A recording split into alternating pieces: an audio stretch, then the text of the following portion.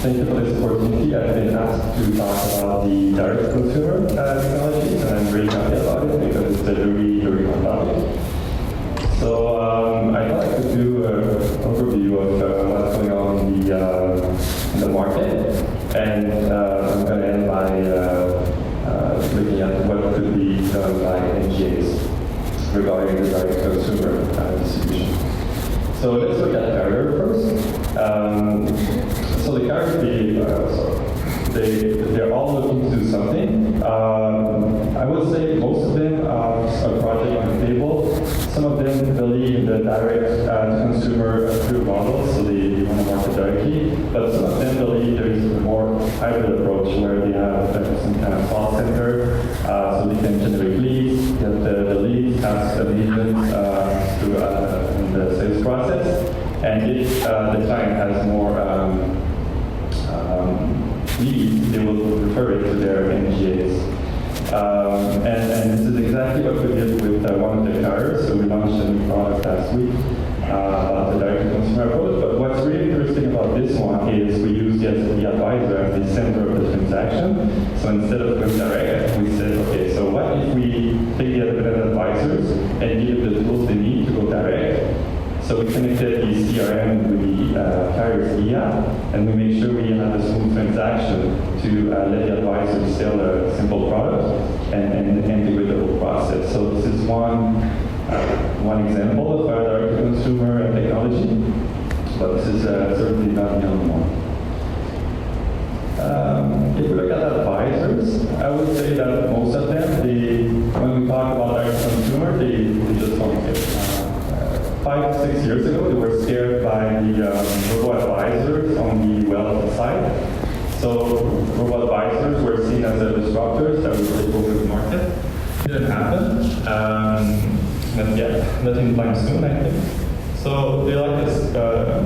So they don't care, but some of them do.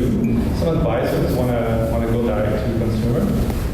Unfortunately, they don't have the framework and the support from their carriers or NGA to build the technology they need, but they're trying sometimes. One example is this one. Actually, we bought the company last summer, and during the due diligence, we found out that they did the direct-to-consumer platform with advisors. And so this is typically what you see on the market. So there's a website, they have a marketing strategy.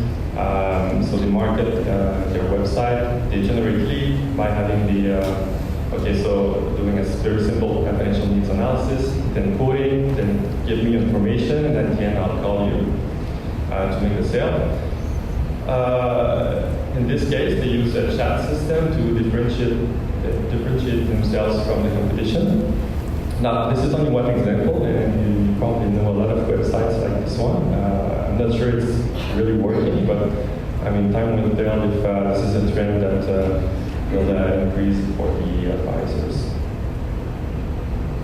The vendors, us, I would say traditional vendors.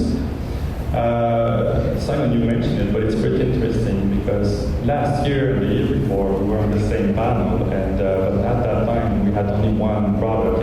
So, for example, Busan had a back office, and we had a front office, but it was pretty clear that we had one product, one market, and now with the consolidation, I would say most of your vendors now have the full suite of solution, and we are all working with multiple carriers, advisors, and you guys in GAs. And I think this is something you can leverage.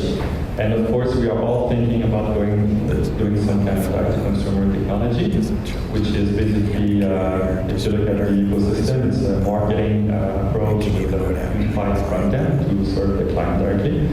But I think it's an opportunity for you because you know us, we know your business, and something I found out is, unfortunately, most often you're not included in their conversation when we talk about projects, about direct-to-consumer, and I think we should see more and more NGAs getting involved in this space in the future.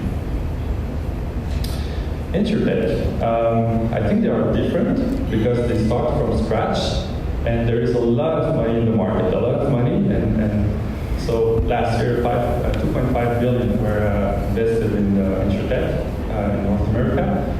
And we've seen in Canada in the past few months a lot of companies got millions of dollars of funding to create this direct-to-consumer approach. So, and again, they might or might not tell you, but they don't believe in the MG distribution. They want to streamline everything and go direct. But again, they are working actively to create this technology stack. So it's very interesting. Very interesting. Some very smart people working on these problems. I met one of the entrepreneurs in New York this year. They created a website called Light on Spot. So I think this is a very good example of how a venture tech can be very successful in the direct-to-consumer space. So it's, the entrepreneur is a marketing expert, so he owned a marketing agency, and he decided to sell insurance. So what he did is he created the brand, which is to sell life insurance to millennials who do extreme sports. So for example, you're going to do scuba diving, so you can buy an insurance on the spot, $5, you're insured. And they partner with Red Bull to market their product. So you see, it's all about marketing the brand, and this one is a very good example of direct-to-consumer that is working very, very well. Now, MG. I've talked to some of you. It's pretty clear that there is no consensus. Some of you do want to do something, some other MGAs you don't want to do anything, it's not for you, the direct-to-consumer. I would say that most of you are just looking at the market and defining your vision. And there are really 4 stages if you want to look at your business. The first stage is to get access to your data. The second stage is to get all the software you need to make sure your processes and workflows are streamlined and efficient. And the third step is to add value to your data, so by creating a direct-to-consumer approach of other technology. And the fourth step is to look into AI and R&D. So honestly, I think most of you are between stage 1 and 2, but eventually you'll get to more advanced stage, and it will be interesting to see what you can come up with regarding B2C. One example is on the wealth side. When you look at the robo-advisors like Bridgman or Wealthsimple, we all think that there are tech companies, technology companies, but this is not the case. Wealthsimple just got his MIT license, and they are now an MIT dealer. So yes, they created this very good user experience, and then they created their MIT dealership, and they are starting to more advisors. I think it's a good model. So they started as a tech company, they were becoming more traditional dealer. And MGA is more traditional, let's say, service company, but you may want to become more tech company in the future and be able to actually create a value for advisors and partner with insurtech. Yeah, so I guess this is an open question. I don't have a crystal ball or an answer, but I think it's a pretty interesting discussion, and you should be pretty active in discussing each to see the technologies with partners, with vendors, and the market in general.